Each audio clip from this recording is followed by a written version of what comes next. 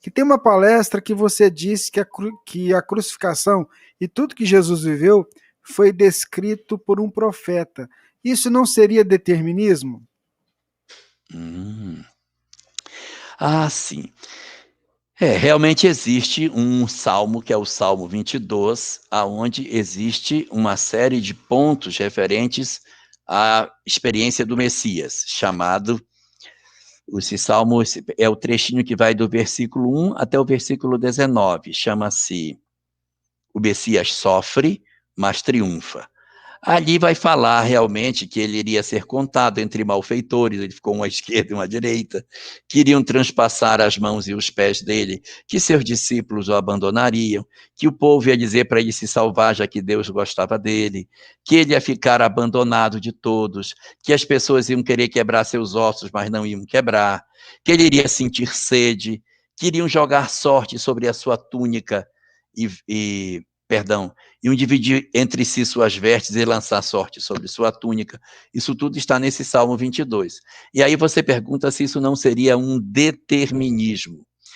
Não chega a ser um determinismo, porque não existe, na visão daquilo que seria o determinismo, uma obrigatoriedade que as coisas aconteçam exatamente como elas estão postas. E a gente, quando lê a profecia, a gente vai percebendo coisas que estão ali e que fazem sentido no encaixar da história. Mas você não pode dizer que, por exemplo, isso tinha que ser assim porque era o que estava previsto, aconteceu exatamente como o previsto. Porque tem coisas que aconteceram que não estão lá. Assim como tem alguns pontos que estão falados no versículo que a gente procura, mas o que será que ele quer dizer com isso? A gente não encontrou o encaixe disso. Por quê? Como é que funcionam as profecias? Isso aí é interessante saber. O futuro, ele não existe. Então, como é que a gente faz profecias? Em cima de probabilidades. O nosso mentor, ele tem uma expectativa do que vai acontecer conosco, mas ele pode errar, porque ele não é perfeito. Mas o mentor do nosso mentor prevê o nosso futuro com mais certeza, porque ele conhece variáveis que o nosso mentor não conhece. O mentor do nosso mentor enxerga mais e assim vai. Então, aqueles que têm uma visão de mais longe conseguem enxergar coisas que a gente nem poderia considerar. Se você pensar que essa profecia ela foi escrita 1000 anos antes dela acontecer, quando Roma sequer existia, e dizer que o Messias ia ser furado na mão e nos pés, quando nem existia a crucificação, é uma coisa impressionante.